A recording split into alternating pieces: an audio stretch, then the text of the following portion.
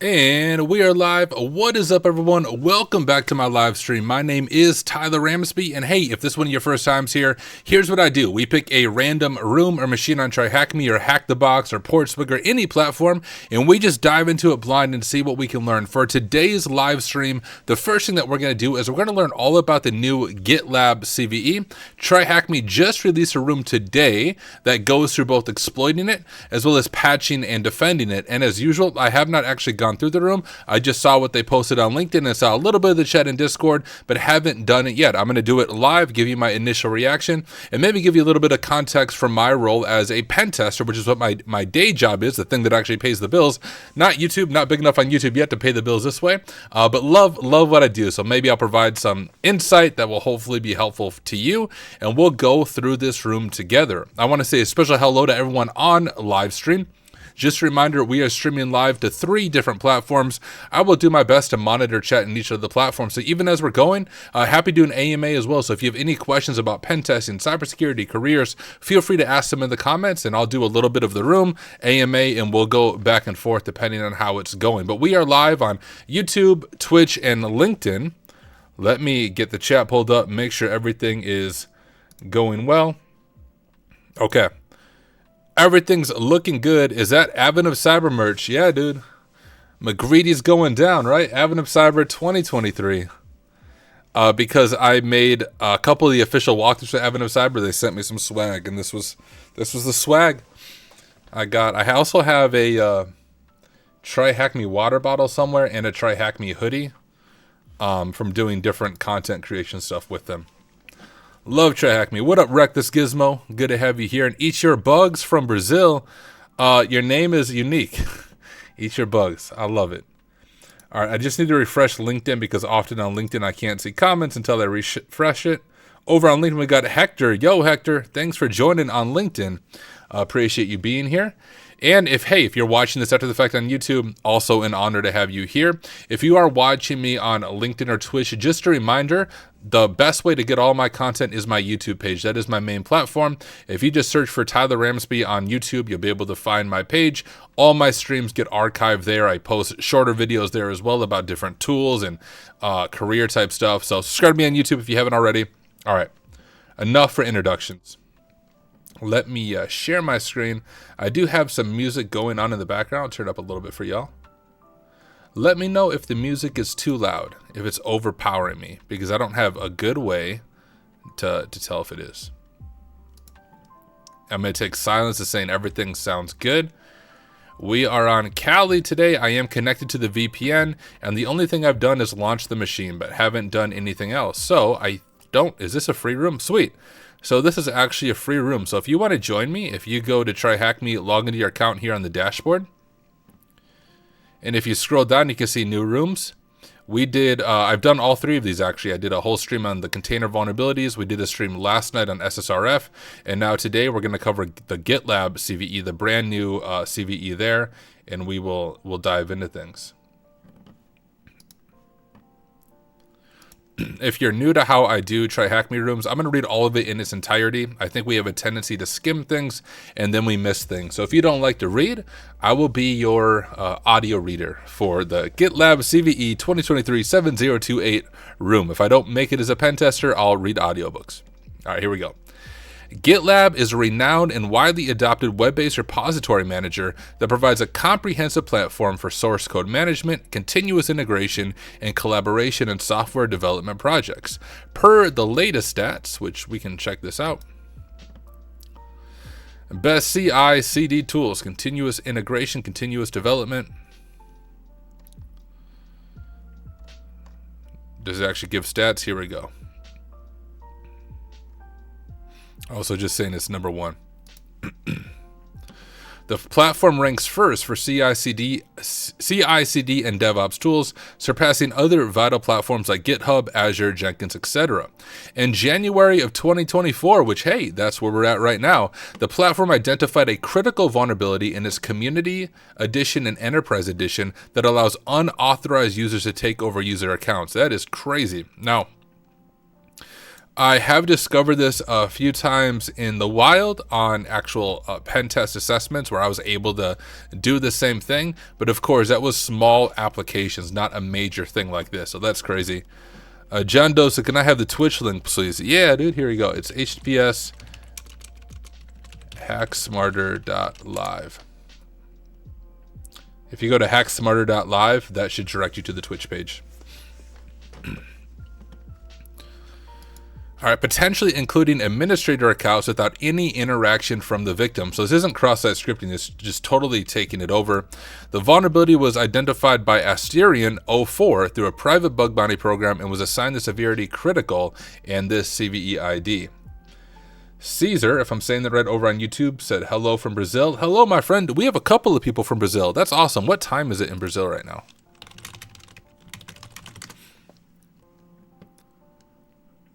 Oh, so it's midnight for you. So you all are just like night owls. Default Sex said over on Twitch, now that you mentioned Git, do you think about Gitbook as a note-taking tool for CTF documentation?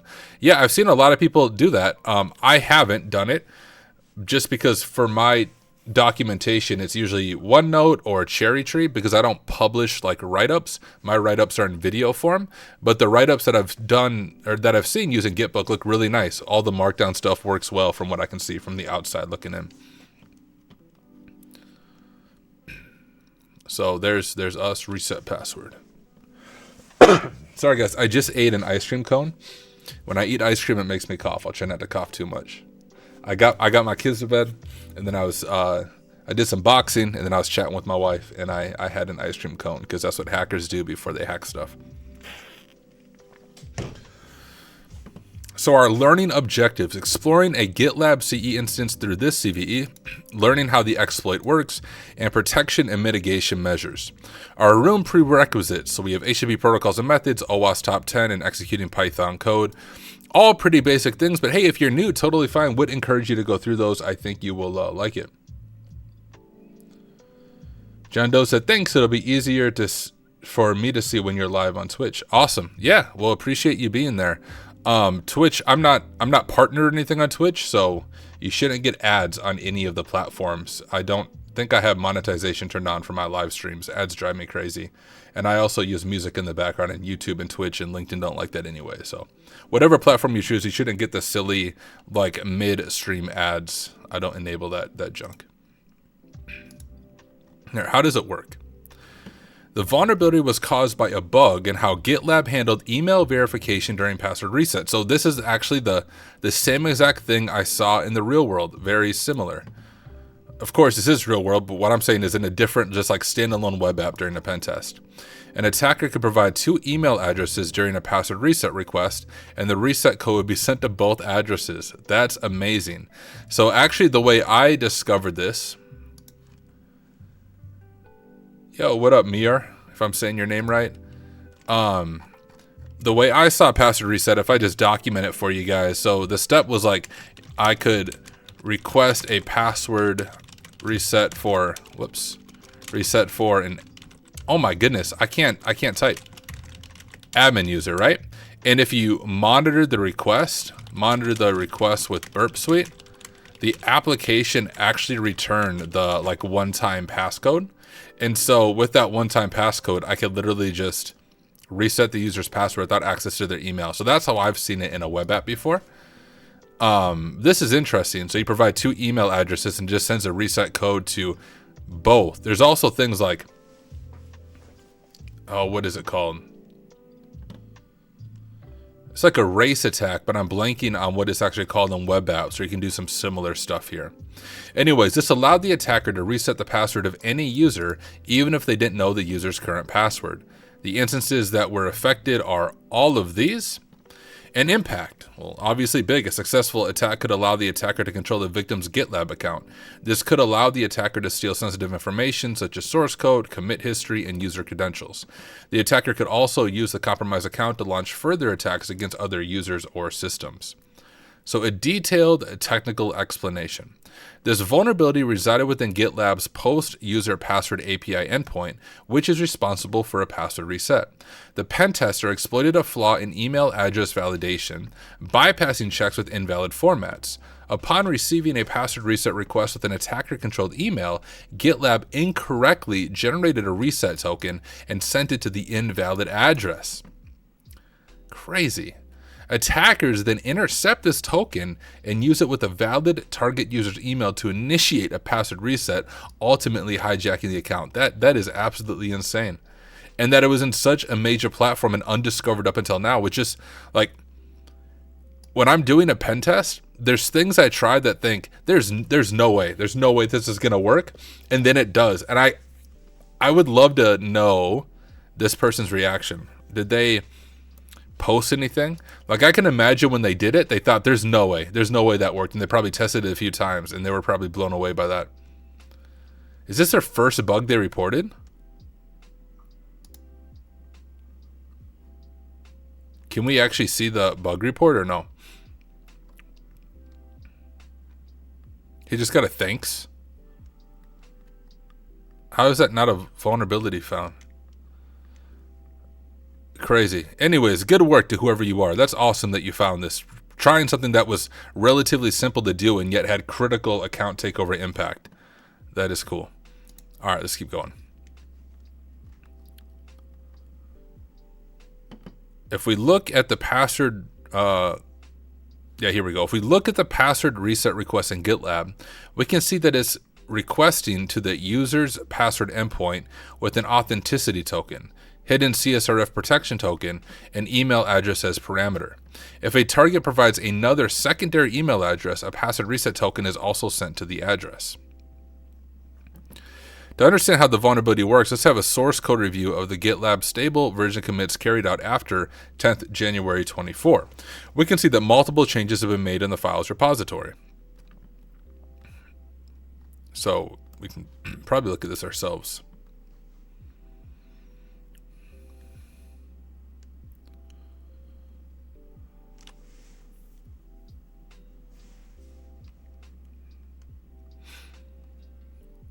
Just kind of glancing through this myself. Send password reset to email if recoverable. Or change. All right, let's see how they explain it better than me. I'm not awesome at reading source code and telling you where the vuln is. I need to work on that. The code located there was accepting multiple emails as input. However, it lacked the email verification and validation mechanism to confirm if it was associated with the account user. So literally, it was as simple as like requesting if our valid user is admin at gitlab.thm, we would request a password reset, and in Burp Suite or Cato, in the request we would put admin at gitlab.thm and attacker at attacker.thm, and the attacker would also receive the password reset code. That's insane.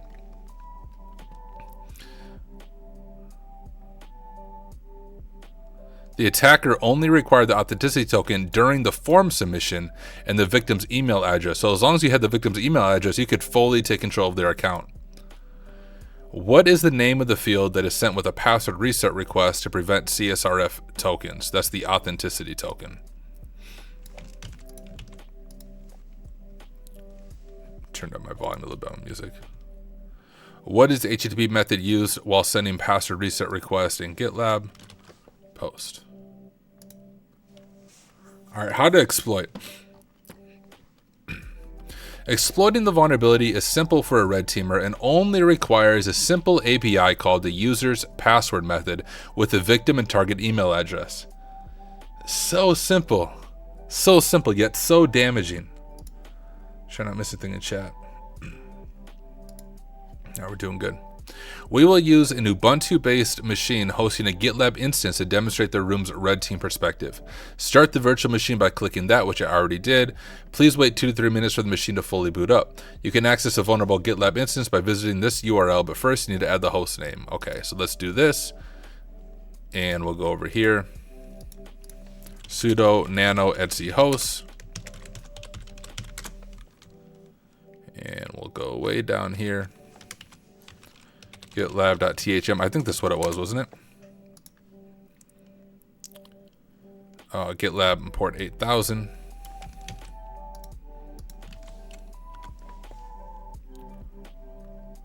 There we go. We can do our forgot our password. And this is where we're going to be able to intercept the request, I'd assume. Or even a curl request, I suppose, would work. Moreover, the email server is accessible here, which will be used during exploitation with the following credentials. So let's get logged into our email server.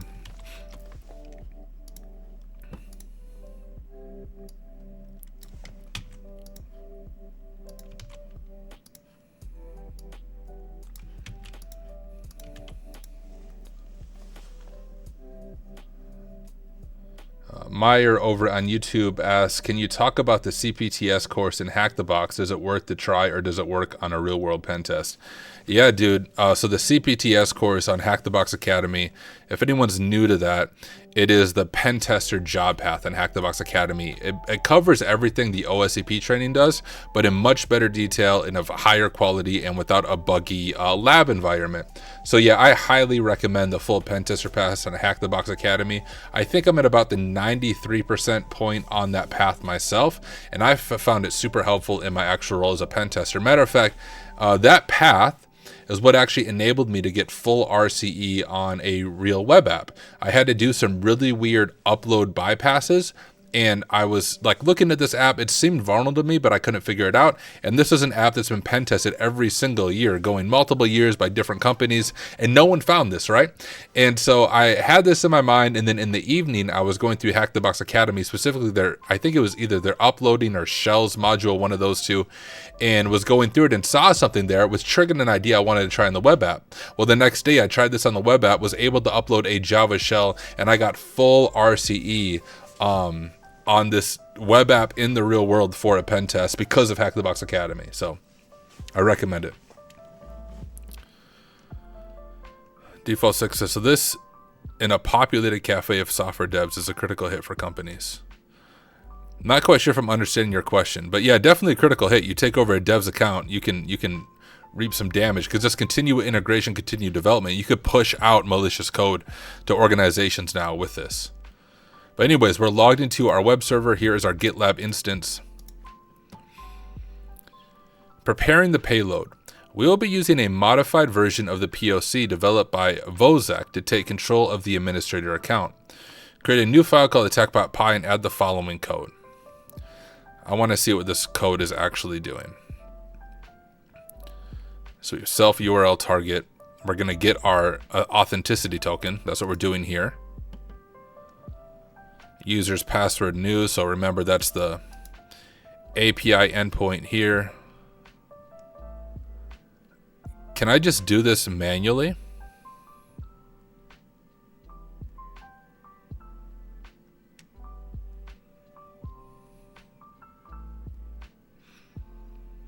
We can see the code first makes a post request to that to scrape an authenticity token.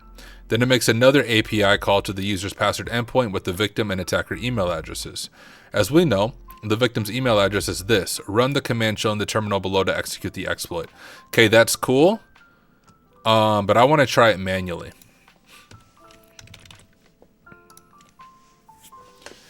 And if it doesn't work manually, I'll do the automated attack. But let's see if we can do it manually before we use the script.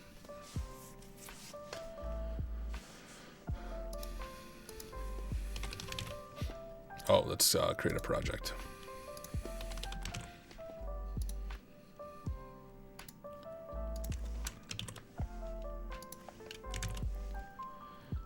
Let me zoom out a little bit on this. So who's our victim? Is it just victim? Oh, let's go back here. So first, if we just try our email, it should fail. We're not going to get anything.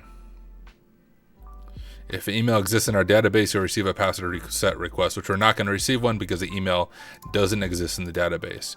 If we do forgot our password and our victim is victim something. Did I miss it? Oh, victim. There we go. So this is the valid account. If I turn on this, so you can see right here, we're getting our authenticity token. it's passing us the authenticity token. The question is, what should this look like? Let me just pass this over to repeater.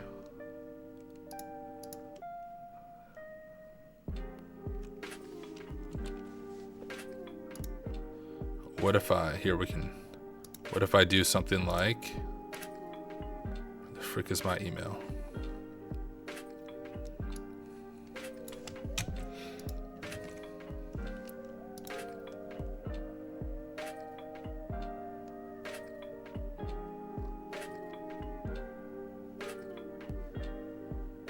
Oh, maybe that didn't work.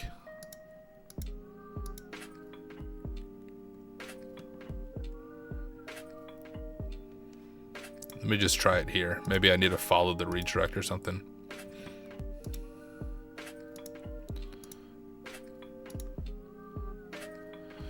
Cato's good. I like Cato just because it doesn't rate limit you on a bunch of stuff, but it still misses a lot of the features of like Burp Suite Pro. So I use Burp Suite Pro in my day-to-day, like actual work. So I'm still a lot slower in Cato.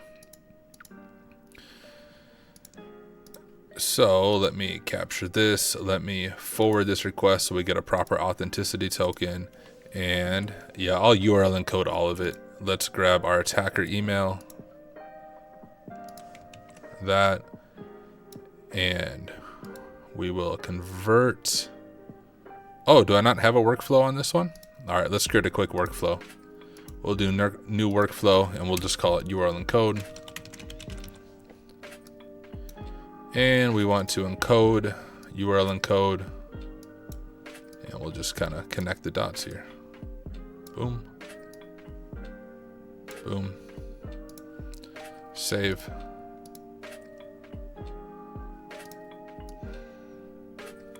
Go back to this. I want to URL encode this.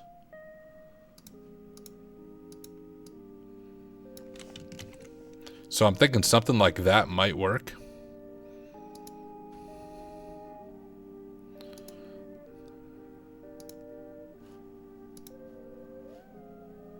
All right, so if we have a valid email.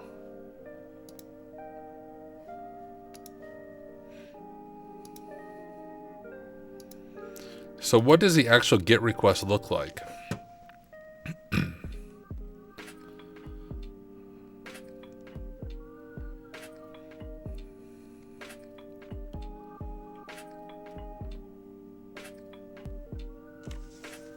That's just the header. Sending reset password request, HTML self-post.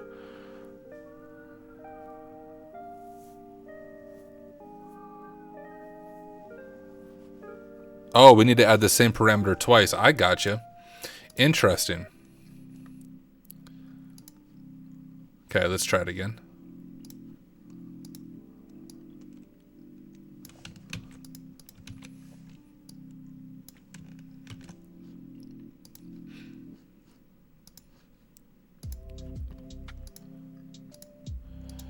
So it'd be something like this. But then attacker.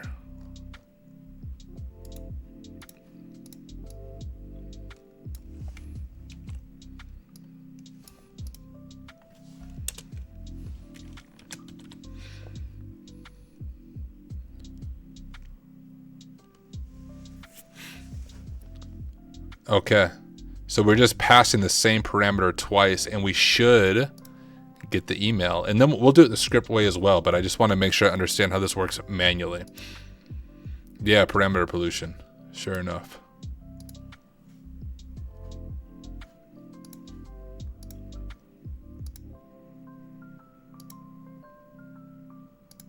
Am I doing it wrong?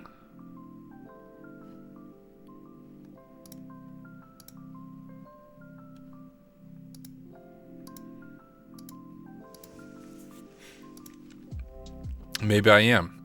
All right, let me just try the script real quick and then we'll come back to doing it manually.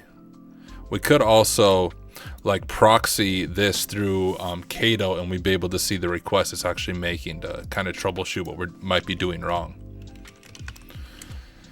cd TryHackMe, make directory GitLab, cd GitLab, whoops, cd GitLab, nano exploit.py.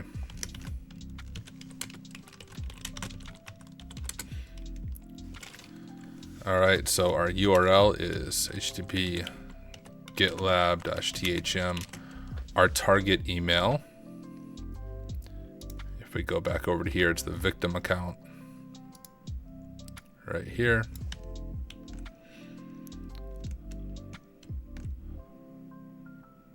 Oh, we need to make sure we do port 8000 too. I mean, it gives us the syntax right here, so I'll just copy this. But it's just the target email and then our attacker email, right? So target email and then our evil or attacker email.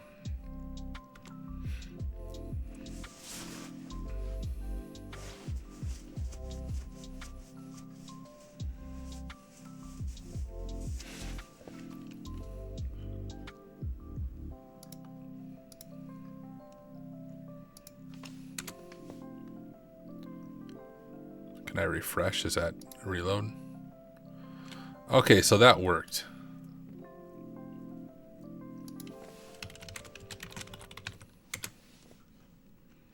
Someone remind me, what is the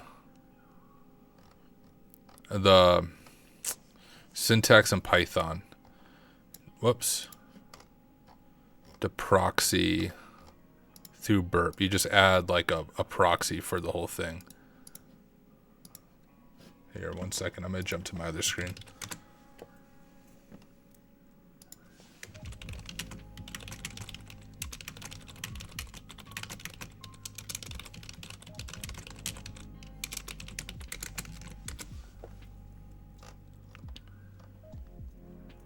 Yeah, proxies parameter. Here we go.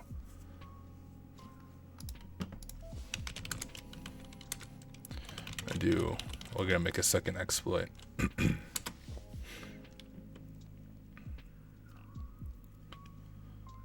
Let's see.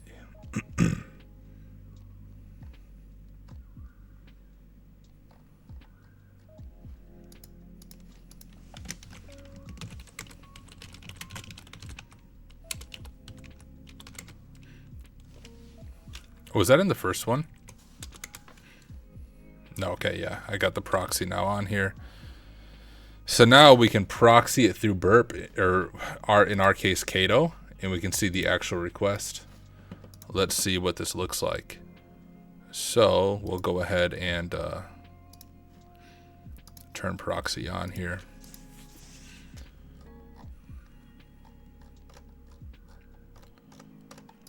We'll do Python 3 exploit2.py. I'm just going to copy the syntax to save time.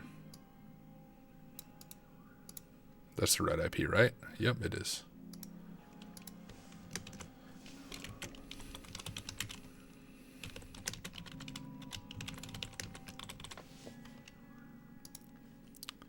I'm hoping I catch this with Cato. All right, the proxy must break the request. So it doesn't like me attempting to proxy the request.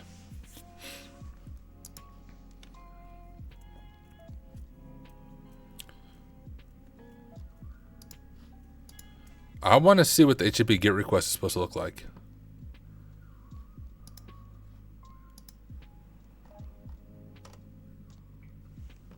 Okay, let's look at the code here.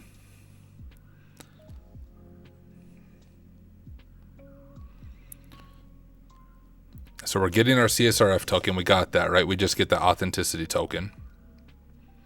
And here's where it failed when I was trying to proxy it. And now we are making a function for ask reset. And it's saying, hey, if you don't have the token, return false, but we have that token. URL encode, we're URL encoding the authenticity token. And here's the user email, self-target, and then self-evil. Yeah, we need to make the parameter an array. Yep.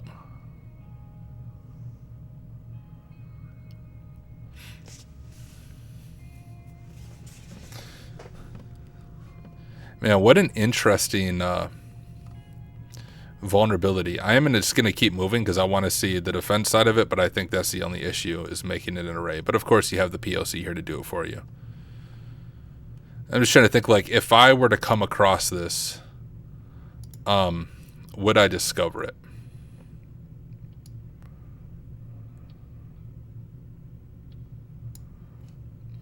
Let's try it manually again. I want to get to the bottom of this and get to work on my own.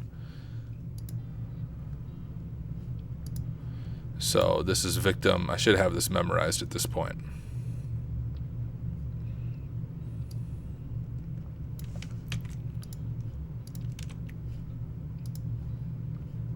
Queuing.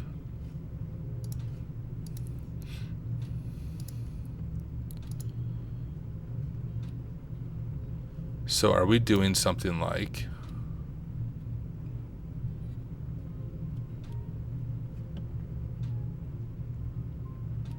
You just need to do user email.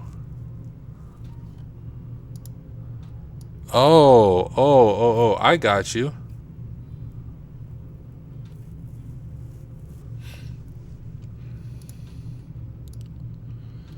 Because that's what this is. So if we were to URL like decode this, we would see that, we'd actually see that it's just encoded.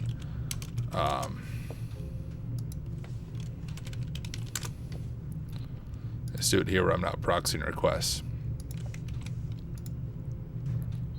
Right? So if we look at that, we can see the user email. And now if we look back at the code, when we were looking right here. So you can see we have our user email, which is fine right there. And then on our other email, where we're just doing another set, like,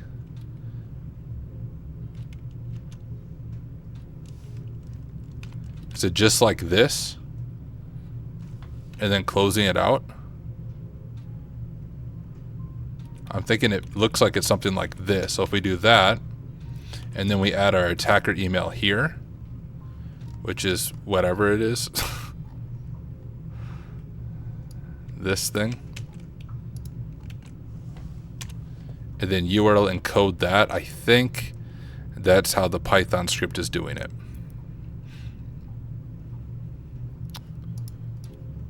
Right? So, gosh, stop. Oh my goodness.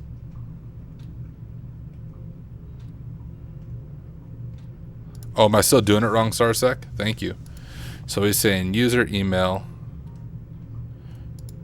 Really, it's like, it's... So you're saying it's like that. User email, and then equals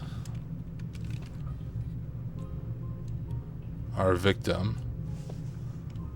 Okay, guys, I need to get out of this buggy freaking web app.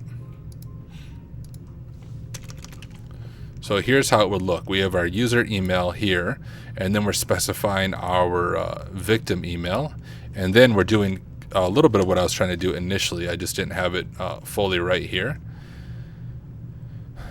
And then we have to do user email again, like that. And then similar syntax as before, and equal out to our attacker. I think that's symmetrical, right? User email victim at mail GitHub, and user email attacker at mail. That. Let me remove this though.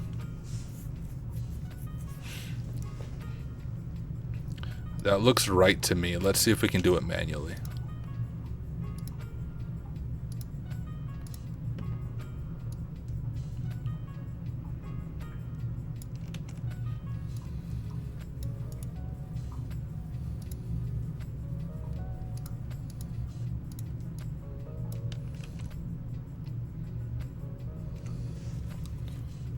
I may have done too much URL encoding there.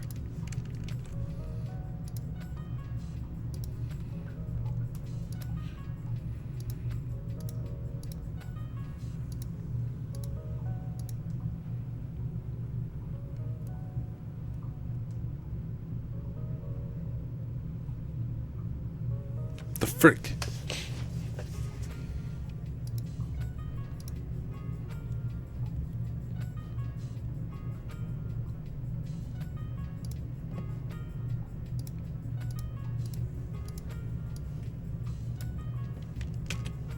Will it just encode it for me in the request? That's the question.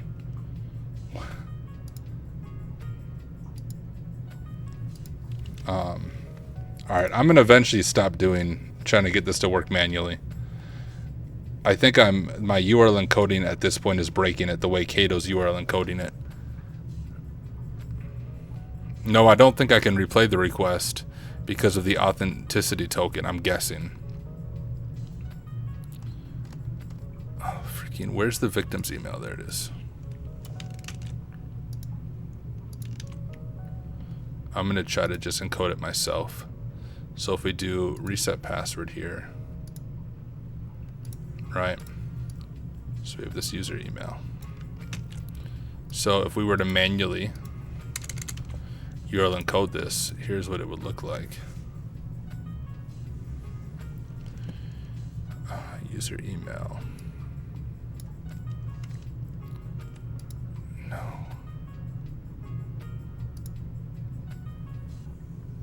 Nope, I'm actually done. I'm done trying to do it manually. Screw it. We already did it with the script. I think I understand what it's doing, but here's actually where Burp Suite might be better. Burp Suite would do this a little bit better. Actually, yeah, hold up. I get too frustrated when I can't figure it out, so we're going to open up Burp Suite. I'll do Community Edition, though. I'm just way familiar with Burp Suite. Is it not going to open?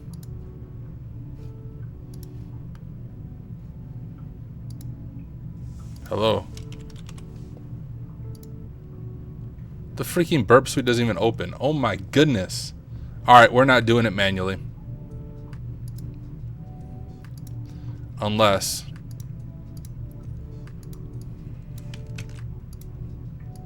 turn this off.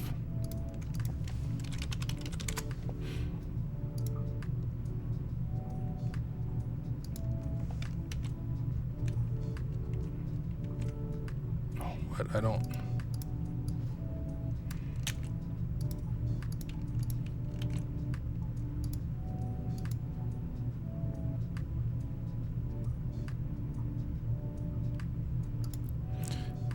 Okay, but we don't want to encode the equals.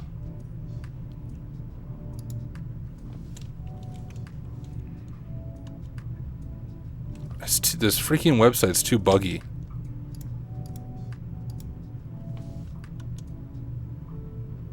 I can't do it. It's too slow. I guess if I copy this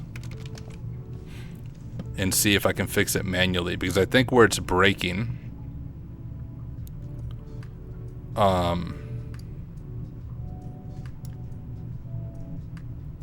so we have a user, we're doing that, we're doing that.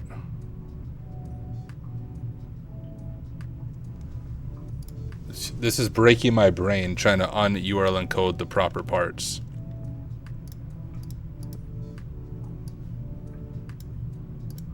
But I'm almost certain Burp would do this just fine.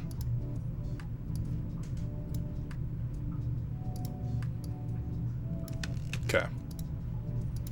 Overall curious. So when I can't figure it out, I just throw a script and say magic. My curiosity gets the best of me. Like, I want to know, like, how exactly does this work? Obviously, the room just wants you to... the freaking A. You guys saw me copy that. The room just wants you to do it, like, that way, right? And then it would be this. Like that. And then we'll URL encode this again, which is already what's in there.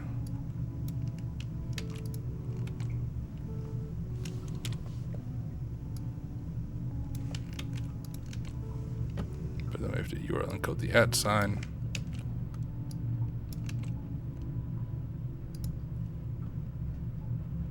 @. Okay, how does that look, everyone?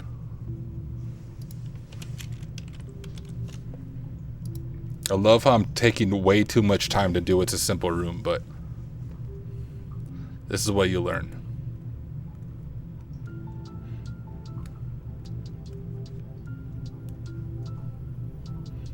Oh yeah, I don't want to URL encode this either.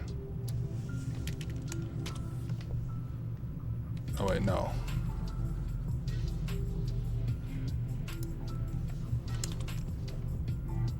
We need that there. We don't want a URL encode the ampersand. I don't think. Why is nothing opening? For real. Open. Oh.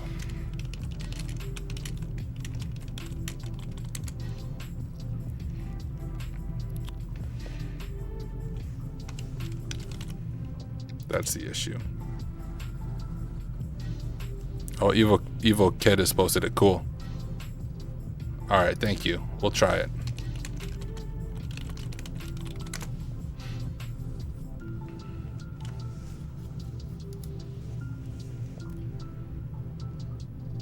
I'm already logged in. What the frick do I need to log in again?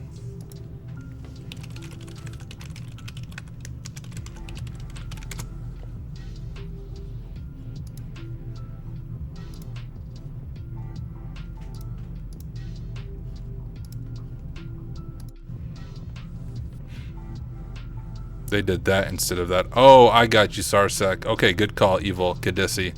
We're going to use your payload so I stop driving myself crazy with this. I'm eventually going to do this manually. So here we're going to put in our victim email. We're going to turn on intercept. Stop. Stop with all that junk. Stop. Stop. Freaking A.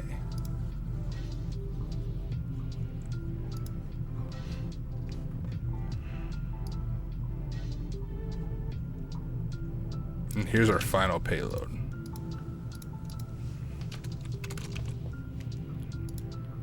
I see, that's where I was missing it. Let's give that a shot.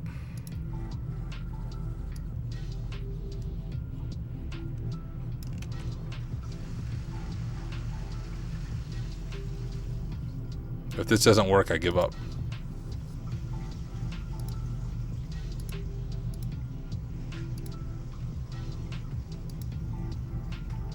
Nope, I give up. We're not doing it. We're doing it the script kiddie way, and I'm just firing the script at it. I give up on trying to do it manually. Anyways, that is it. I mean, the script makes it super easy. I don't know why that didn't work, but I'm done trying it. Per the above code, what is the API endpoint for getting updated authenticity code? It's like users password new or something, right? Users password new. Going off memory. Yep. What is the flag value after successfully sending the password reset email through attack.py? Bruh, I already did this crap. Oh, this. Account hacked.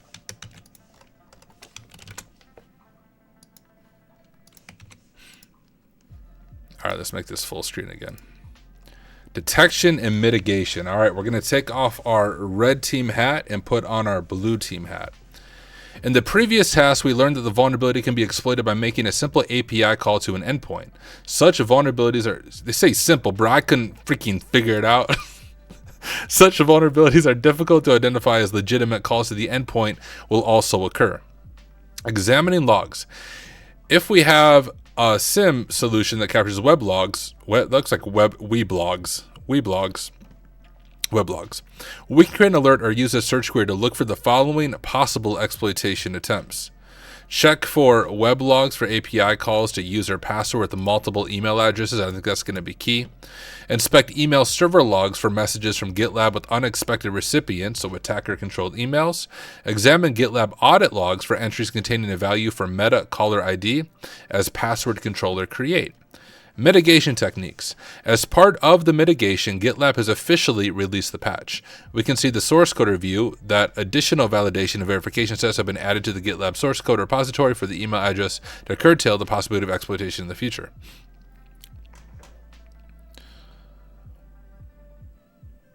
So it's just validating it, like checking SQL injection, invalid email, unknown email, secondary email. However, it is of paramount importance to see that non-compliance with secure coding practices leads to disastrous results.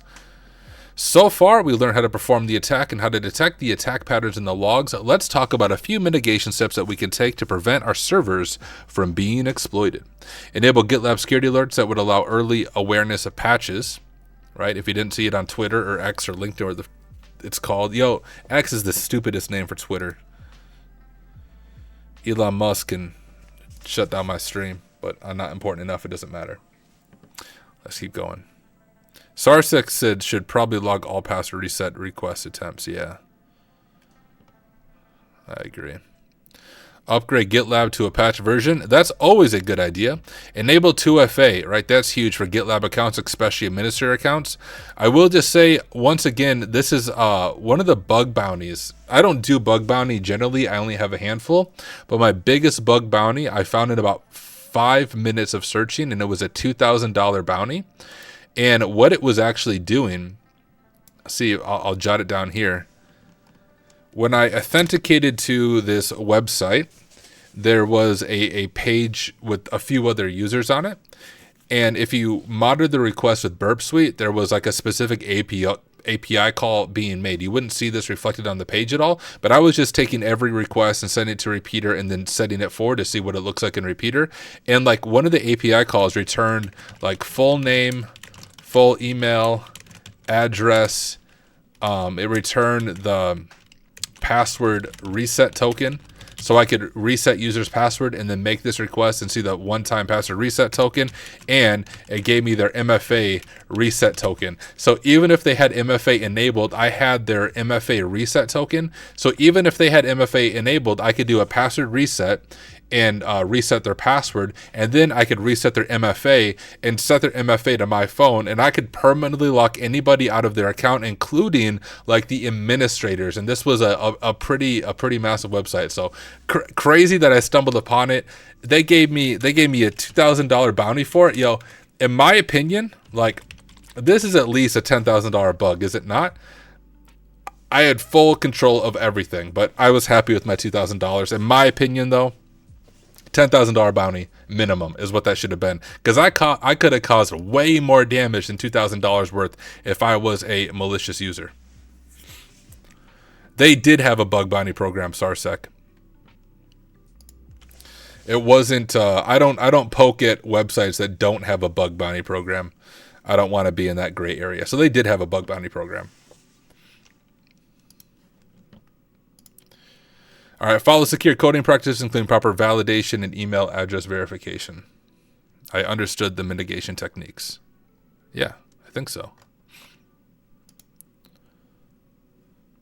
Can we do any mitigation? Can we, here, let's reset the password.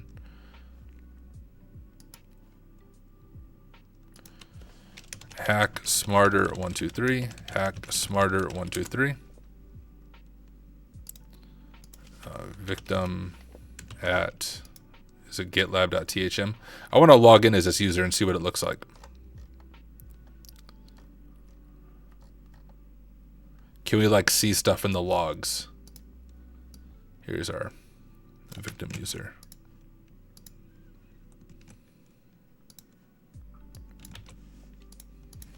Hack smarter 123.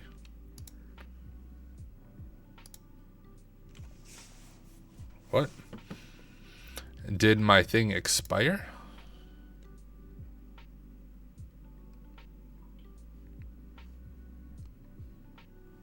Let me just redo the script again.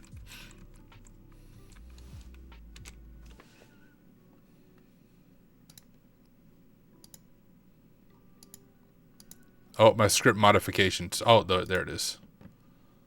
Okay, reset password. Hack smarter 123. Hack smarter 123. Freak it, I don't know how to type. Hack smarter 123. Hack smarter 123. What do you mean?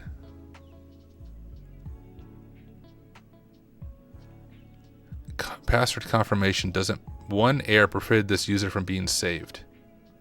Password confirmation doesn't match new password. Yeah, it does. Noob. Here, I'll add exclamation mark, because that's how you make a password secure.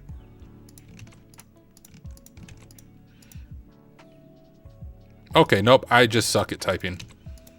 That's fine.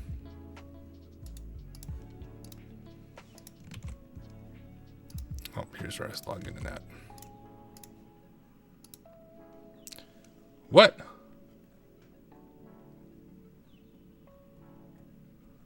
Why can't I log in? Am I missing something weird? Oh, Somnatic said, the new recent room, nice. He said, for remediation, there should be a section on using Yara. I wrote a Yara rule that you could use to look through the web logs, but it doesn't look like the room creator didn't include it in the end. Dude, drop it here. We'll do it ourselves. Although why can't I get logged in? It's not even a real vulnerability. It's all fake. It's all fake news. Vulnerability is not real. You can't actually reset other users' password. Why is it not working? Clearly, I get the email. Is something like janky on the back end? Because I guess there's nothing here that says to log in as the user once you do it. We have to go find one in the wild, and we're just going to have to take over the admin account for POC. Why is it not working? Someone tell me in chat, am I missing something silly here? Like, am I doing something wrong? I definitely am able to reset the password, but I can't log into the account.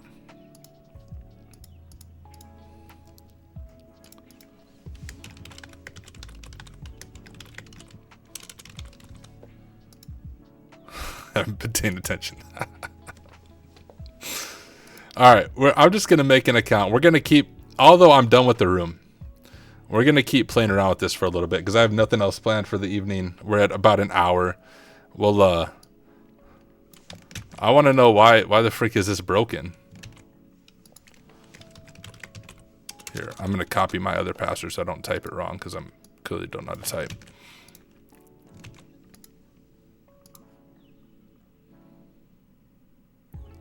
Here's maybe the real error. Password must not contain commonly used combination of words and letters. Okay, I think that's the real error that we're facing, right? So we'll just go like, all right. Oh, we have fat in there. We don't want that. Oh, we have facts now. There. Oh, I can't do anything else besides X's. All right. I think that's our issue. All right, let's do the script again.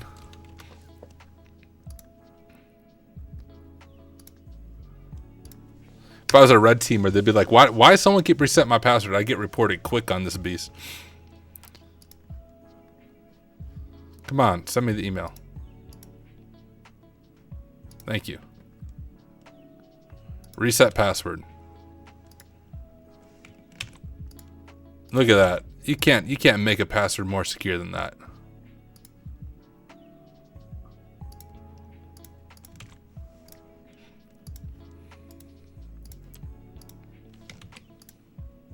Nope. No, I'm not. I don't want attacker. I want victim. Right there.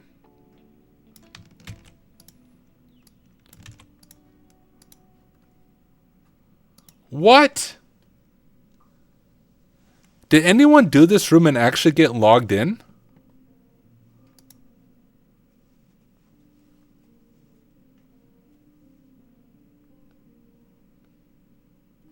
Y'all, what am I missing? You can't actually log in. It's not a real vulnerability.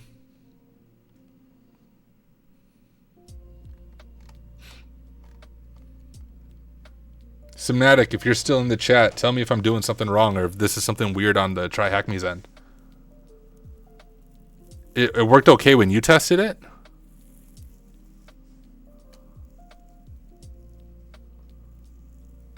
I wonder why it's not working for me. Like, I'm resetting the password, no issue. Okay, hold up.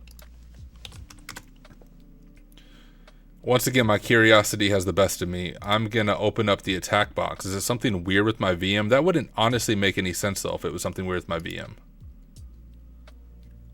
I'm loading the attack box on my other screen. I'll pull it over once it's loaded, but if anyone has any ideas, I'm all ears. Yeah, I'm trying on their infrastructure, but it's like I mean, it's a vulnerable lab environment. It's not really their GitLab.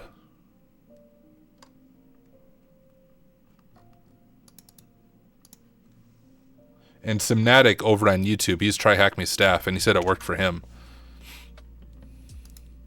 So there's something weird going on with my specific instance here, I think, of the room or the VM or something strange.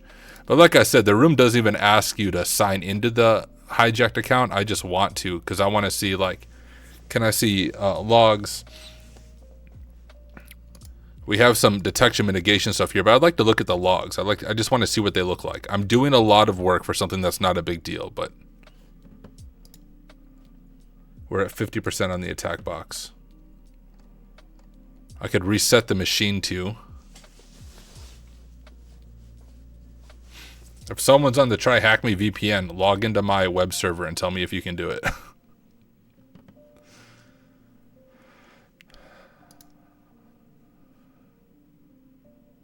right, we get the email. I get the password reset. I don't know how. The attack box wouldn't be any different. It's all web browser based. Wonder if I just have to reset the machine. Because everything's working on the back end here. We're just going to do this. We'll give it a minute. We'll hang out. We'll chat. We'll talk. Hope y'all have been having a good day. One thing fun I'm doing tomorrow here. I'm just going to go ahead and complete this room. Blah, blah. All right, there we go. Finish the room. Done. But we're still going to keep playing around with it. One thing fun, y'all, that I'm doing tomorrow. In my stream last night, we spent like an hour and a half doing like an AMA, and I was talking about boxing. I'm back to sparring tomorrow, so hitting up a gym, a boxing gym tomorrow, local boxing gym. Gonna do an hour of class and then an hour of sparring afterwards, hopefully. So I will not be streaming tomorrow because I'll be getting beat up. It'll be a fun time. It's been a while since I've done full sparring, so I'm looking forward to it. Exec said, currently watching your stream, trying to get root on monitor and hack the box. I still need to go back to monitor and hack the box. I kind of saw the way for user, but that was on, I think, Saturday when it first came out, when I was doing it on Discord. All right.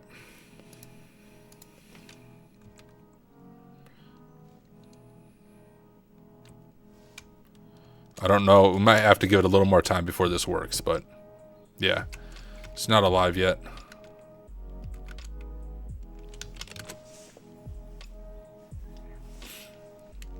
Let's do sudo nano etc host. We'll just update our IP here.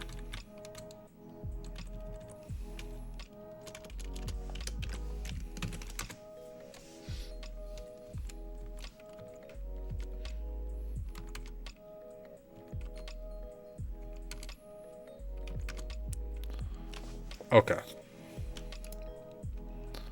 Come on.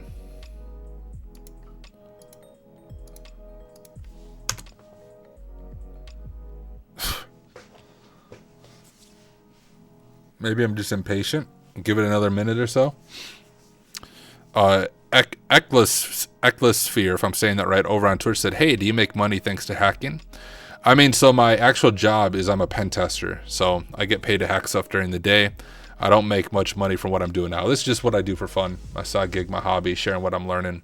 Although, like, my YouTube channel has gotten to a point now, we just surpassed 10,000 subscribers, which is crazy. I started this channel in 2022, so it's not very old. And have actually had some sponsored video requests. So, like, one org, it's crazy to me, but offered me $500, y'all, to make 2, like, short videos about their platform. So I'm going to be doing that. And had another org ask for a sponsored video, but their platform seemed a little sketch to me, so I told them no. And then another org reached out asking for like the bumper videos, like, hey, this video is brought to you by so and so. And so I'm going to be meeting with them to see like, hey, what do you guys want to talk about? But crazy to me, because I just do this for fun. So the fact that people are like, we'll pay you money to make a video for us. Sarsik said, what kind of sponsorships? You may have said that before I said that, before I explained it. One of them's a sponsored video. So it's 2 sponsored videos from about 8 to 10 minutes long. That's like the $500 one that they offered. And the other ones are just like the, you know, the short bumpers that YouTubers do at the beginning of the video. Like, this video is brought to you by blah, blah, blah.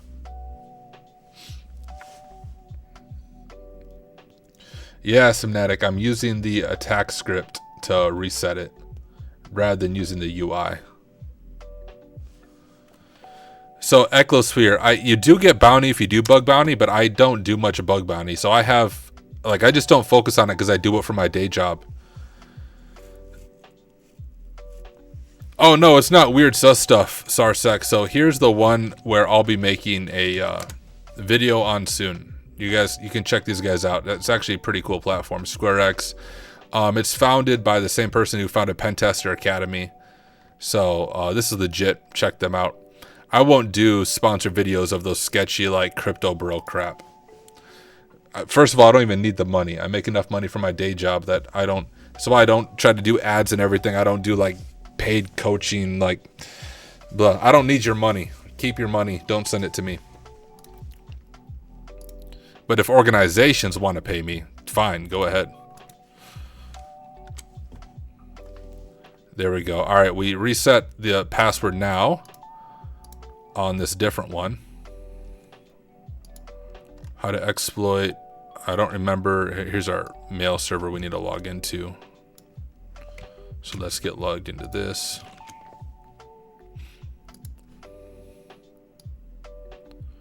With our email here.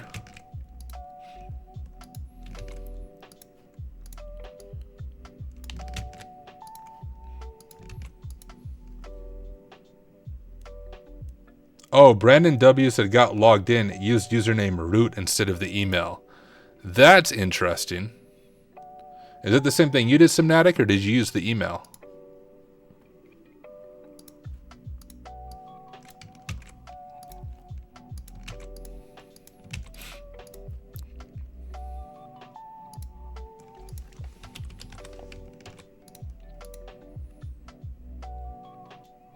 Shoot, root works.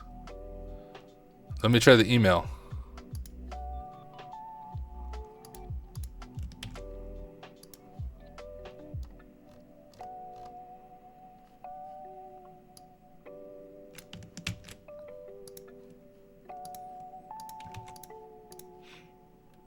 That's the issue. At least for me. Look at that. If I use the email, it doesn't work. If I use root though, with the password I updated it to, it works.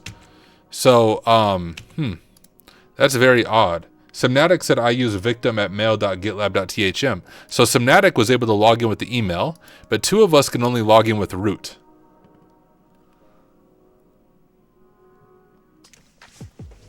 I'll answer Eclosphere's question real quick. He said, do you think it's possible to become a higher pen tester without a degree? Yeah. I do think it's possible without a degree, but you probably need the OSCP. That's what, like, if you want to be a pen tester, the OSCP is still the gold standard for the industry. Getting the OSCP is going to do more good for you than getting a formal degree. Semnatic is going to update the text in the room real quick. So look at that. We are doing like TryHackMe QA live on stream. So all of you are welcome. Thank you, Semnatic, though, for hanging out on chat and being so quick to fix it. So Semnatic is THM staff has made some of the cool rooms. He actually made the container vulnerability room recently and the chatbot room for Advent of Cyber and I believe a few others there. And so he'll fix it for us so other people on TryHackMe don't have the same confusion. But here we go. We are here. Let's dig into some stuff here. Can we look at logs or anything like that? Where would we even look at logs at? Maybe activity? Oh, that's just my activity. Semnatic has made 90 rooms so far. Dude, that's awesome. We should have you on Twitch sometime. Would love to hear your experience making rooms. What's the favorite room you've made? Up to this point. Your all-time favorite one.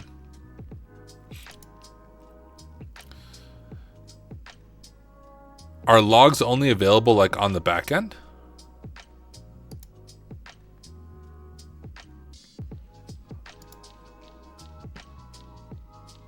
Here we can see our GitLab version.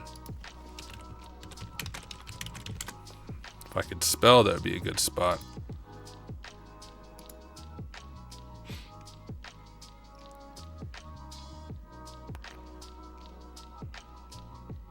So I think we need access to the actual VM.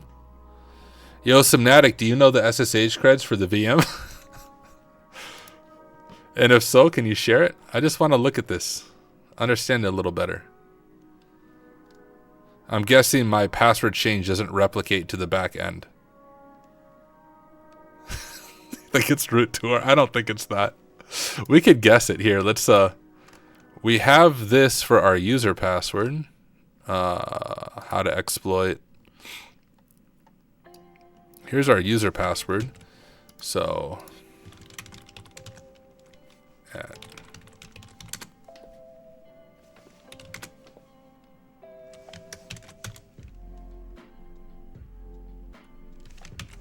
let's try Ubuntu.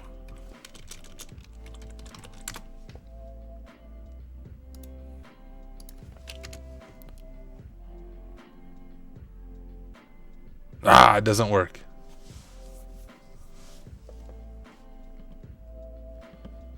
I'll refresh the room. All right, let's check it out. Let's see if it's fixed.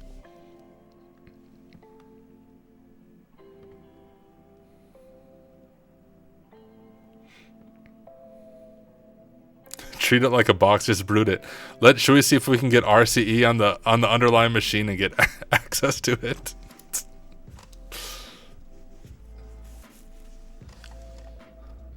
There we go. We're social engineering our way in. Simnatic over on YouTube said, if you give me a few minutes, I can get you an account on your machine there. Yeah, dude, if you don't mind. I just want to poke around. I want to understand what this looks like. Hey, look at that. He fixed it. I want to see just what it looks like from the perspective of a defender. Like, look at the logs. I'm not a blue teamer, but I am going through the SOC 2 pathway, so maybe there'll be some cool things that we can do looking at it. So here's what Simnatic added. That's it. Enter the password and take control of the administrator route. Default username for administrator is root. So now people won't be confused when they do it. Sarsec said, drop some hypervisor 0 days to elevate privs. We'll do it.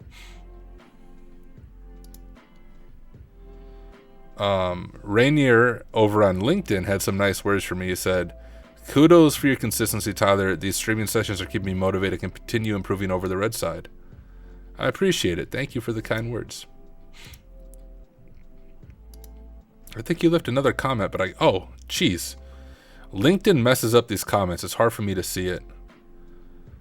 Most of the time I connect over here, but I notice you're more interactive over Twitch. So Rainier and anyone else on LinkedIn, the only reason I'm more interactive with Twitch and YouTube is because for some reason, when I live stream on LinkedIn, comments just don't show up. So for me to see comments, I have to manually refresh LinkedIn every single time. And then even when I do that, I miss comments. Like for you, I had to refresh it 3 times just now to see comments. So I don't know why LinkedIn's not made for live streaming, but Twitch and YouTube, it's just a lot easier for me to monitor the chat.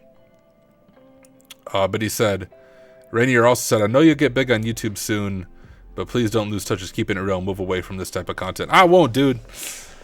I won't become one of the clickbait people. Once again, like here's the biggest thing is I could care less about making money from what I'm doing now. I literally just do this for fun. If I get sponsors, awesome, but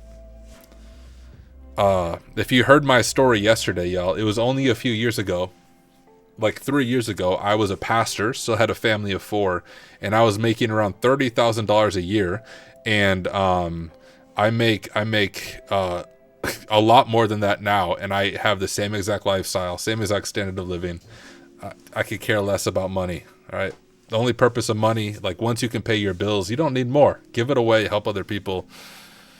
We don't need to get rich off other people. That's the same thing like with like I think coaching can be good, like cybersecurity career coaching, but it does frustrate me a little bit when people in the field charge like an extremely expensive amount to meet with people trying to break into the field who are already like struggling financially. Like if you're good enough at your job as a pen tester, you don't have to charge to help other people. You'll make enough money doing your job that you're good. And if you're not making enough money, bro, you're just overspending. Learn how to manage your finances better. There's my financial advice for all y'all. Simnag said, no, that was already there. It's the email. Oh, it's the email. Was the email wrong? What email was I using? Did you make me an account as well? Here, let me open up Discord. I'm going to stop sharing my screen, y'all, because I don't know if Discord's going to pop up on my main screen.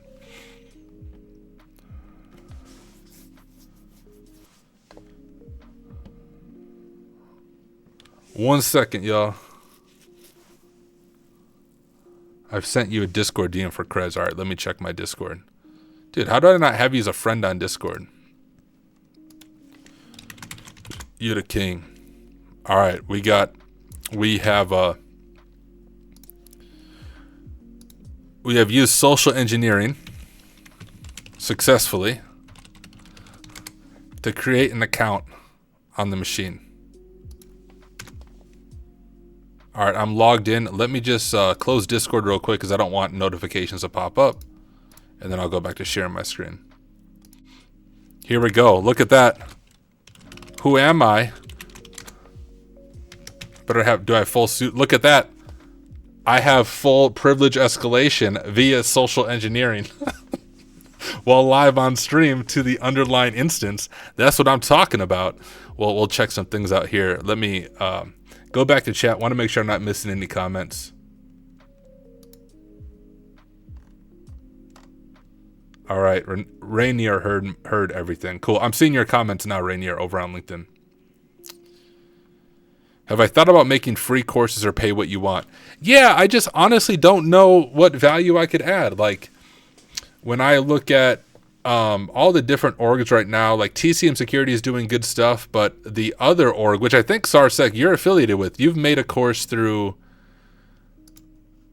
Taggart, right? Taggart Academy or something along the Taggart Institute.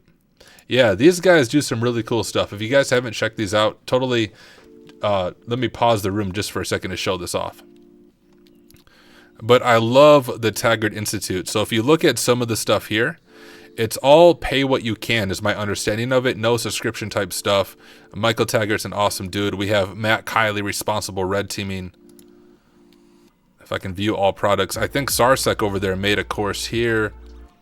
Right here, an oral history of binary exploitation defenses. So if you see his name popping up on Twitch, he is the one who made this. But yeah, I'm definitely interested in making a course. I just like, I don't know what I'd make a course about. I feel like I'm still such a noob at all this, like really stumbling my way through things. Like web apps I'm okay with, but Michael's already got that covered, the one and only Taggart himself. But I'll give some thought to that, SARSEC, and let you know. Or if you have ideas more creative than me, let me know. Come and get paid to make rooms at THM with me. Dude, I got some rooms. Like through QA. So I have a Hack Smarter challenge room and what's the other one? CyberLens challenge room, and then I just submitted Silver Platter one based on some CVEs I found myself to TryHackMe. So I think my 2 rooms are coming out maybe in February next month or March. They haven't given me a release date, but would love to. I really enjoyed that. I've collaborated a little bit with Amoeba Man as well on room creation. It's a lot of fun, dude. If there's anything I can ever collab with at TryHackMe, I'll do it. I'll do it for free though. You don't even have to pay me. If there's anything I can help with the room, would love to do it. Eggsec said, Tyler, have you encountered bash cannot set terminal process group? Inappropriate. I haven't, no. Yeah, dude, Simnatic, give it a whirl. Let me know what you think. Like, you can DM me your thoughts. You should be able to find it if you just search for it in the QA area. But it's all based on I found 8 CVEs recently. I made a YouTube video about it, and it's based on CVEs I found myself, which I thought was cool. And so you have to do some research and looking through things that way, figure out how to abuse it for initial access and Privesc. It was a lot of fun making it, and I've learned so much. If you guys have never made a room for like TryHackMe, give it a shot. Even if you don't actually release it, I've learned so much through making vulnerable machines, more than hacking vulnerable machines, because it forces you to put on an engineer hat and think through like unintentional paths and stuff like that. All right, so we have access to this now. So is it in var? Is that where our logs might be? Let's go back to our room and see if we can understand this a little better. Check for web logs for API calls to users' passwords.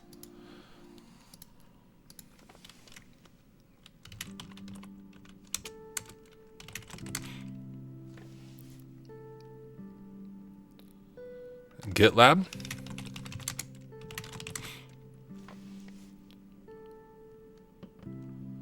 Oh wow, so I wonder which one of these it would be in.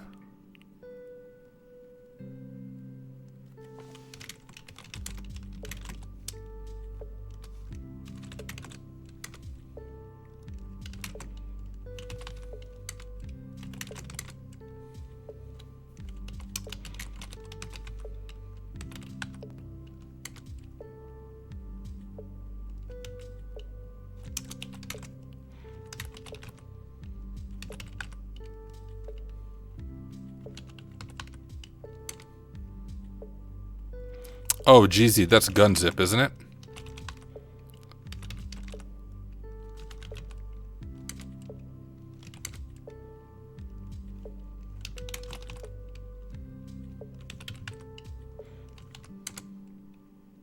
Okay, now we can see some of our GET requests here. We can make this look a lot nicer, but is this the actual current ones that we were playing around with? Get user edit password reset token.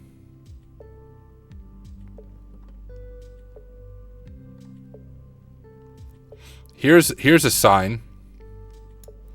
Right, we can see this in the header. This is clearly from a Python script, so this should stand out to us if we were like in a SOC looking at this. We have a GET request, a user's password new, but it's not a standard HTTP header like Mozilla. It's coming from Python requests. Generally, people aren't accessing that with a Python script. So if we had our blue team hat on, that would be a sign of, hey, we need to dig deeper into this. And look at this, we can see a bunch right here. Same thing. So if we were setting up alerts, that would actually be something we could alert ourselves to, that if we see a GET request to this endpoint, especially with this as an HTTP header, we would want an alert to fire. Now, of course, an attacker can easily change the HTTP header, but this would be an obvious sign of, you know, a script kiddie like us who couldn't figure out how to do it manually, that they're trying to exploit our web app. Same here, we see the same thing here. Password new Python request. So all of that should stand out to us.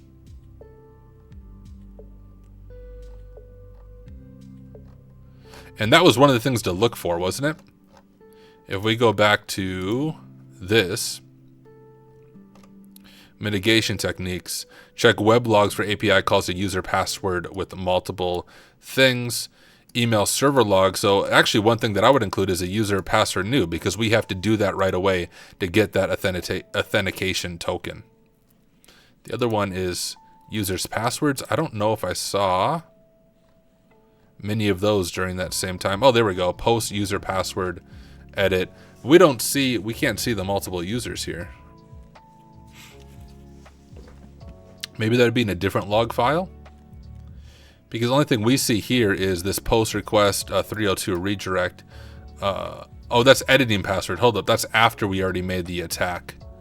We're resetting the password there. Post a user password.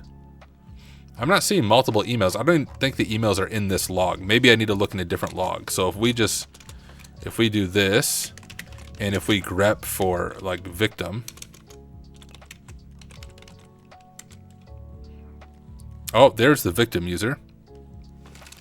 Can we see attacker in there, in the logs?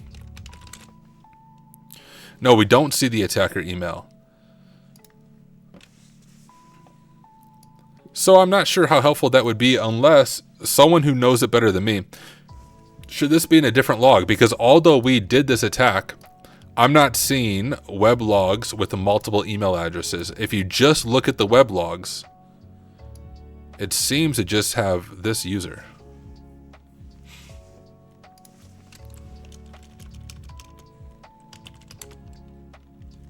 Yeah, they're just post parameters. Gotcha. So yeah, they wouldn't actually be in the log.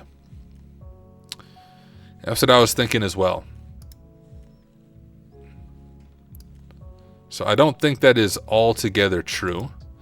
Inspect email server logs. Oh, I think we want to look at GitLab itself, not Nginx. What is there like actual? Maybe I could Google it. So if we back up here,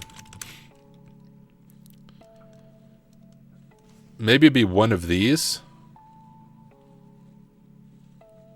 What time is it, y'all? 10:30. Let me go back. I was reading about the log system.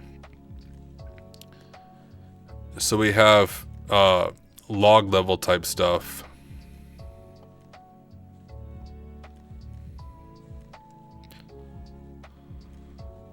Well, see, Sarsec, what Subnatic was saying, because you're on Twitch, you didn't see his comments on YouTube. It sounds like he initially, he wrote a Yara rule that he recommend using to look through the web logs to detect it, but it doesn't look like that was included in the room. So that's the difference there. I think that was initially going to be included. Yeah, I know. What web logs? That's a good question. That's what I was wondering. We have Nginx web logs. We have a bunch of different web logs. And I'm also guessing... I'm also guessing since they didn't provide SSH access, they didn't expect someone to like dig into the back end and see what we'd be able to find. But let's see what we can see here. So we look at logs here. I don't know what these different logs are. We have Nginx, of course. Let's look at something like, what's the CVE called?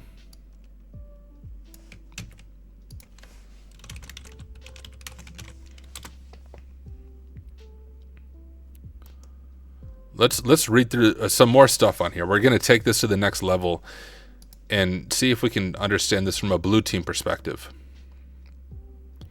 And the question you want to ask is, has this happened in our environment? And how would we find out if it has happened? Well, that's not helpful.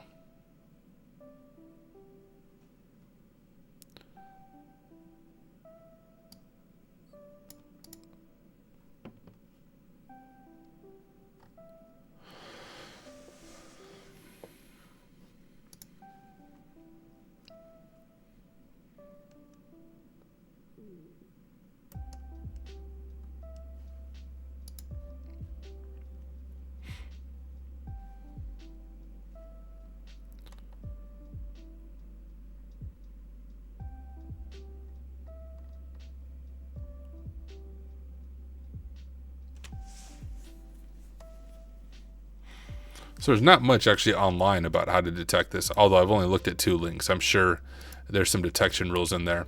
Let's continue to look at some stuff manually. So if we go to Alert Manager,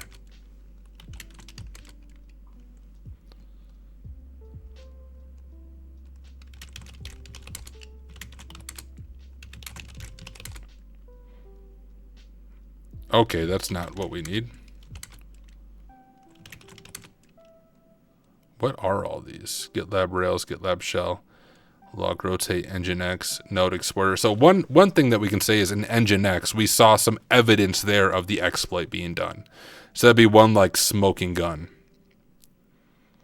But what specific log should I look at? Check for suid binaries. Dude, I'm root. There's creds. Oh, echo.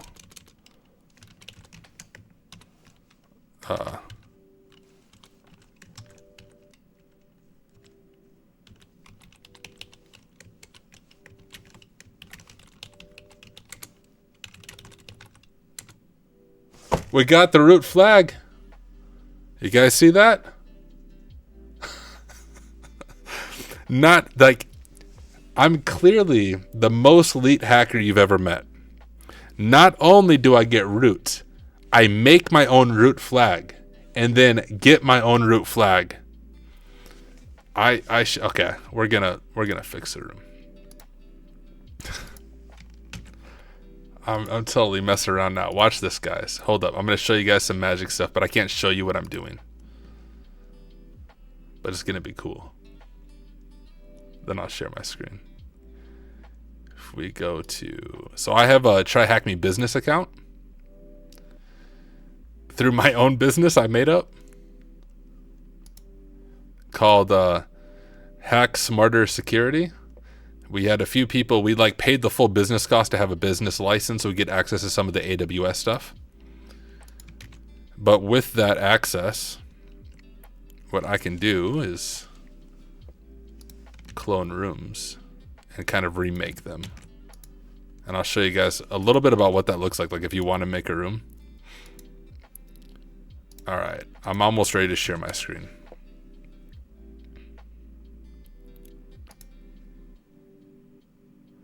Reported for tampering with flags. That's fine. Okay. And I can't show you guys my develop room as well because I have like unreleased content there. So give me just a second.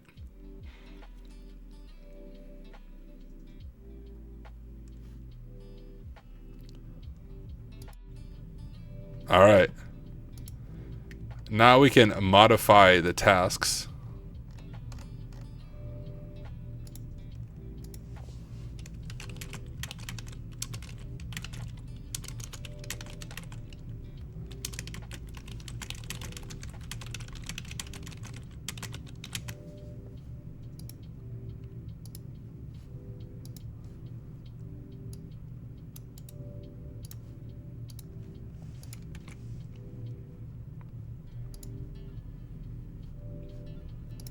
All right, 1 second.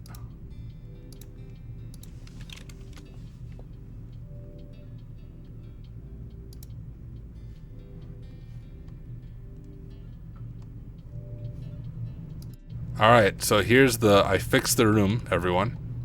What is the final root flag? Only the most elite hackers can get this one. Oh, wrong one.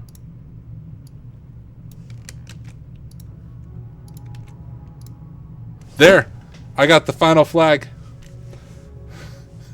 Made my own room to get the final flag. Now I'm going to delete the room so none of y'all try to access my room I made, because you could technically join it if you use JR and type in the right code. So I'm going to delete it because I'm pretty sure if I create a room and you guys access it by me cloning one of the current rooms, I'm pretty sure that's against TryHackMe's terms of use for a business account. So I'm going to delete it. But I made my own flag, modified the room, added my flag in, and we got root access. Let me go back to the real room now. Oh, yo, Subnatic found the logs. Okay, cool. Awesome. Let's check out these logs. cd var GitLab.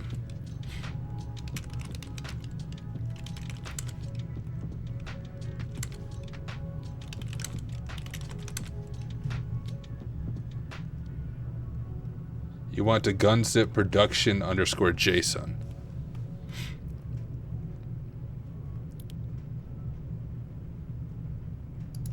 Oh, right here. I don't have to. You want to gun, though I've done, you'll be able to see both emails. So on this one right here. Oh, you did it on this box. That's what you're saying. You're logged into the box with me. We're both hacking it. Okay. So obviously in a real sim, you could clean this up. We could also like use cut and clean this up a little bit. I just want to see if I can find these. So if we do that.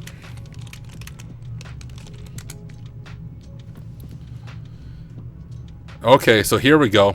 Here is where you can see both emails. So here's the part that's correct. My only suggestion to the detection mitigation here. And I mean, not a big deal, because once again, most people probably aren't going to take it to the next level like we're doing now here. But would it be to specify what web logs are we talking about? It would be helpful, like if we modified this and said, like for the one thing, you could look for the server header in the Nginx access log, because in the Nginx access log, we saw pretty clearly, hey, we shouldn't be seeing Python in the HTTP request header to user password new or whatever, because we can clearly see there's a script grabbing that authenticity token. And then if we go to this one right here, the production JSON, here we can see our key value pairs, which is kind of what we noticed in the script, how it was doing it. We can actually see some of this, what I was struggling with trying to do manually, but we can see our emails here, right? So if we just pull this out right here, here would be the key that we're looking for, right? Key, user, and value. This should only have one value, but we know that an attacker has been in our system because we have a double value to it. So then if we have that in the SOC, we can see, okay, what victim was targeted, like what's our victim user, what privileges did they have, because then we have to figure out where has this attacker been, because if they get access to this, what data could they get access to, how have they maybe moved throughout our system, and then we have to kind of perform an investigation to figure out what is going on here. Very cool. Yo, I want to give a huge shout out to Simnatic. Oh, I've sent you a Yara rule that should work. Well, but the machine doesn't have Yara. Well, let's at least look at the rule. Let me open Discord back up. Let's analyze the rule together. One, because once again, the blue team stuff is super new to me. Every time I open Discord, my freaking audio bugs out. Hold up.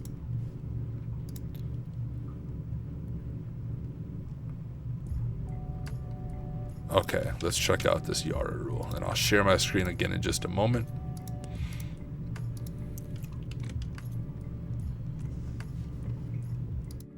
All right, so here's a Yara rule Simnatic wrote. So I'll walk you guys through this a little bit, but once again, I'm quite new to it, but I am working through the SOC 2 pathway and have covered all of this itself. So the first thing we're doing is just saying, hey, we're identifying the rule by the name. Of course, this is the CVE. The meta is just the description here. So this itself doesn't do anything besides just describe it. So what's it doing? Well, it checks users' password requests for multiple emails in web server logs.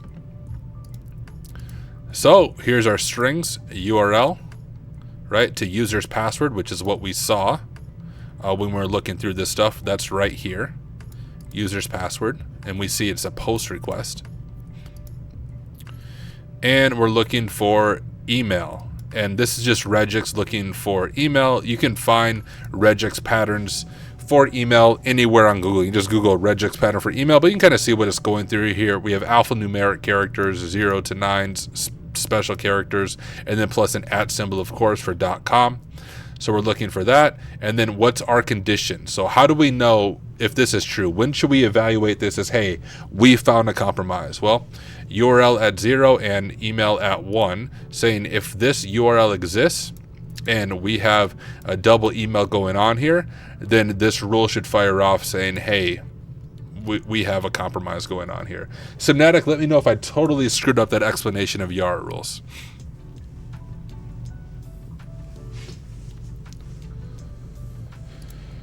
But cool. That was a lot of fun. And I think it was even more fun taking it, y'all, to the next level. And hopefully what I show you guys on the streams, I take these relatively simple TryHackMe rooms that I guarantee people completed in 15 minutes, right? When they first went through it, a lot of people rush through rooms, even like the guided rooms, which I don't get. People are like, I completed it first, and they're like, well, you don't get any blood for that. But people rush through these guided rooms just to say they completed it and post on LinkedIn, I went through this room. Would just always encourage you all, when you go through a room like this, slow down, be curious, ask questions, try to do it manually, try to understand what the script is doing, make mistakes, look silly, like try to understand it fully. And if you can get access to the back end, try to put on that blue team hat. What is the blue team seeing?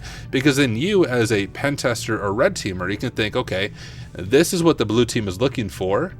What things can I do to be a little more evasive, a little more sneaky? How can I bypass some of what they might be looking for? How can I stop some of these alerts from firing? So once again, we just encourage you guys, when you do TryHackMe guided rooms, always take it to the next level. See what we can find. We did that with SSRF yesterday. I got, when I did SSRF, I figured out a way to get full file read using the file etc password on there, and that wasn't part of the room at all. Just my curiosity got the best of me, and I thought, I wonder if this works, and it did.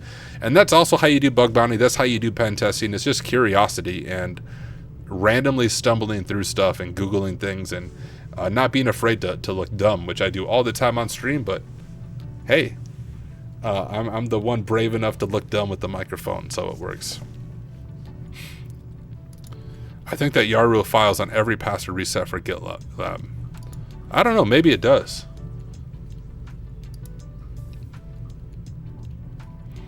Would this fire on every one, Simnatic? It almost seems like it would.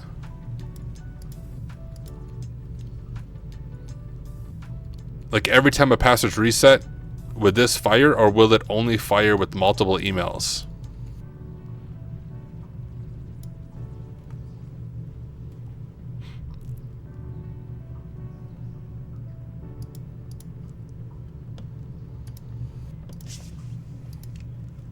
Either way.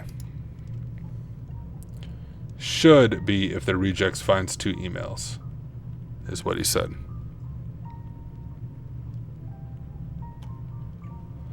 I think Semantics needs to go on Twitch so you and Sarsec can talk, because you're both smarter than me.